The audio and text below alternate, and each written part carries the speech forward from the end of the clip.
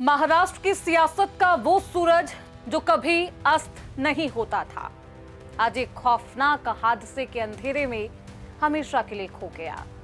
सूबे के सबसे कद्दावर, बेबाक और बेहद सख्त मिजाज नेता उप मुख्यमंत्री अजीत पवार अब हमारे बीच नहीं रहे। विमान हादसे की इस खबर ने सिर्फ बारामती ही नहीं बल्कि समूचे देश को सुन कर दिया है, हैरान कर दिया। लेकिन इस मातम के सन्नाटे के बीच एक ऐसा सियासी तूफान उठा जिसने महाराष्ट्र की सत्ता की नींव हिला दी। आज हर जुबान पर सिर्फ और सिर्फ सुलगते हुए एक सवाल है, आखिर दादा की उस खाली हुई गद्दी का वारिस कौन होगा? क्या वक्त का पहिया घूमेगा और बिखर चुकी एनसीपी फिर शरद पवार के साए में एक साथ अब एक अच्छे मुकाम पर होगी? क्या सुनेत्रा पवार अपने पति की अधूरी विरासत को थामेंगी या फिर प्रफुल्ल पटेल इस डूबती कश्ती के खेवनहार होंगे? क्या इस सियासी बिसात पर अब पार्थ और जय पवार की एंट्री होगी या फिर सुप्रिया सुले, रोहित पवार के कंधे पर बारामती का भविष्य टिकेगा? आखिर क्यों उठ रहे हैं ये सवाल और क्या है इन अटकलों के पीछे का असली सच? राजनीति के इस बेहद पावर गेम के बारे में आपको विस्तार से बताएंगे इस बेहद खास रिपोर्ट में। नमस्कार, आप देख रहे हैं प्राइम न्यूज का डिजिटल प्लेटफॉर्म और मैं हूं आपके साथ श्रुति अंगद। महाराष्ट्र की राजनीति के पावर हाउस कहे जाने वाले अजीत पवार का एक विमान हादसे में अचानक चले जाना महज एक नेता का निधन नहीं है बल्कि एक राजनीतिक संस्थान का ढह जाना है। सुबह 6 बजे से जनता के बीच रहने वाले, फाइलों पर त्वरित फैसले लेने वाले और दादा के नाम से पूरे सूबे में धमक जमाने वाले, आप यूं कह सकते हैं उनका वर्चस्व था। उनके जाने से अब राजनीति शून्य हो गई है और जो पहले कभी नामुमकिन नजर आता था अब कुछ ऐसा हुआ है जिसने सभी को हैरान कर दिया। बारामती के पास हुआ ये हादसा न केवल पवार परिवार के लिए व्यक्तिगत क्षति है बल्कि इसने महाराष्ट्र की सत्ता के समीकरणों को पूरी तरह पलट दिया। आज हर महाराष्ट्रवासी की नजर इस बात पर है कि अजीत दादा की उस विरासत, उस रसूख और उस बेबाक राजनीति का अगला चेहरा कौन होगा? क्या एनसीपी का बिखरा हुआ कुनबा अब एक बार फिर से साथ में नजर आने वाला है? क्या शरद पवार उसे थामेंगे? शरद पवार जिन्होंने सब कुछ सिखाया था, ABCD राजनीति की शरद पवार ने ही अजीत पवार को सिखाई थी। क्या अब एनसीपी के मुखिया वही होंगे?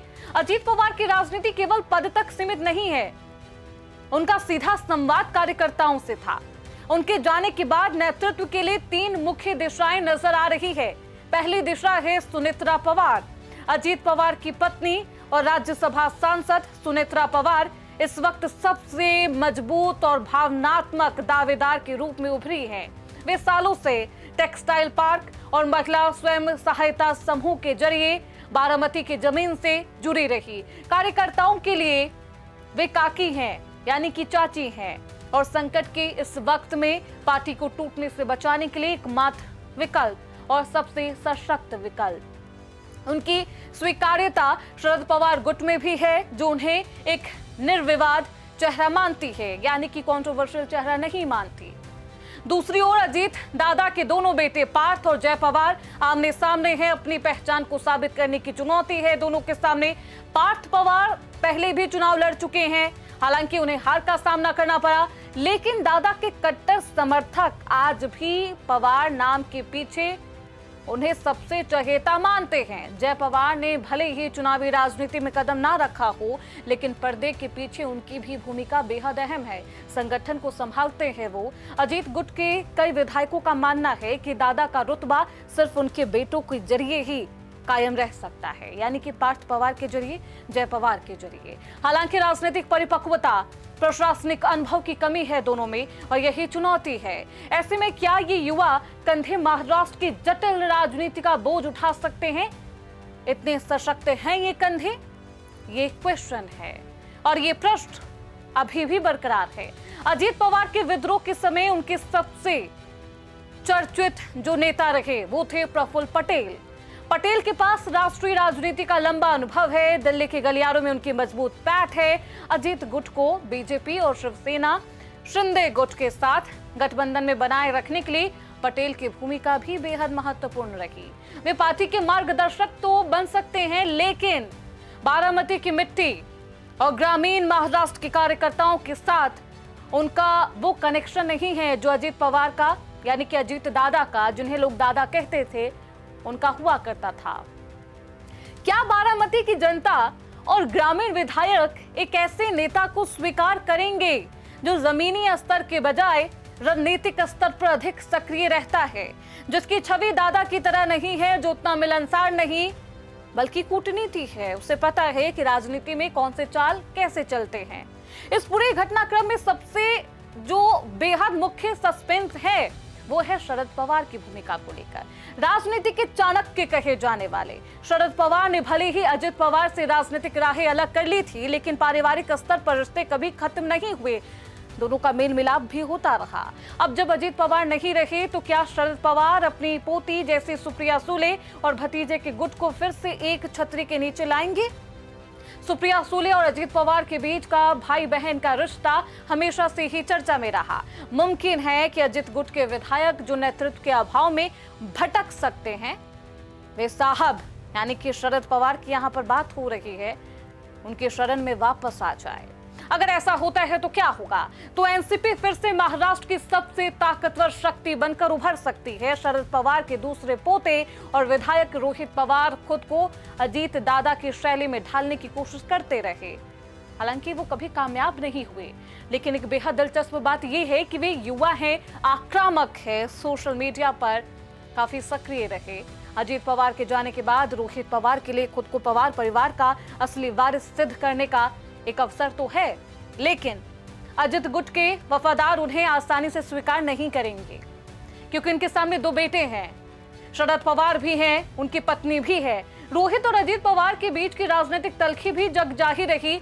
ऐसे में क्या वे पुरानी जो रंजिश है, या फिर आप ये कह सकते हैं कि वो जो पुराने विवाद रहे, क्या उसे सब कोई भुला पाएगा? ये देखना भी महत्वपूर्ण होगा। अजीत पवार न केवल एक पार्टी के अध्यक्ष रहे, बल्कि वो महाराष्ट्र की महायुति सरकार के एक बेहद कद्दावर नेता रहे, ट्रबल शूटर थे। वित्त मंत्रालय संभालने की उनकी क्षमता, अधिकारियों पर उनकी पकड़, उनके बिना उप मुख्यमंत्री एकनाथ शिंदे, और आप यूं कह सकते हैं कि जो गठबंधन एनडीए के साथ हुआ एकनाथ शिंदे का, वो नहीं हो पाता। दूसरी तरफ विपक्षी महाविकास अघाड़ी के लिए एक ऐसा वक्त है जहां वे सहानुभूति की लहर या फिर सत्ताधारी खेमे में इस पूरे हलचल का फायदा उठाकर सत्ता में वापसी की कोशिश कर सकता है। अजीत पवार का जाना महाराष्ट्र के एक ऐसे अध्याय का भी अंत आप समझ सकते हैं जिसमें विकास और अनुशासन प्राथमिकता थी।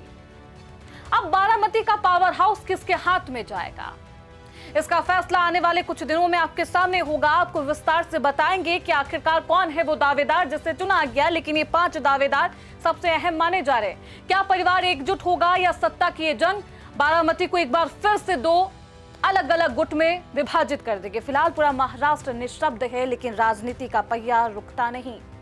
दादा की विरासत को वही संभाल पाएगा जिनके पास उनकी तरह का ही सख्त मिजाज हो, अनुभव हो, जनता की नब्ज पहचानने का हुनर। आने वाला समय बताएगा कि क्या कोई दूसरा अजीत दादा बन पाएगा या ये विरासत सिर्फ यादों में सिमट कर रह जाएगी। आपको क्या लगता है? आप कमेंट बॉक्स में हमें जरूर बताएं। आप अजीत पवार को किस तरीके से, किस नेता के तौर पर देखते थे? उनका व्यक्तित्व आपके सामने कैसा रहा? आपको वो कैसे नेता लगते थे? आप कमेंट बॉक्स में जरूर बताएं। फिलहाल के लिए मुझे दीजिए इजाजत। देखते रहिए प्राइम न्यूज का डिजिटल प्लेटफॉर्म। जय हिंद, जय भारत।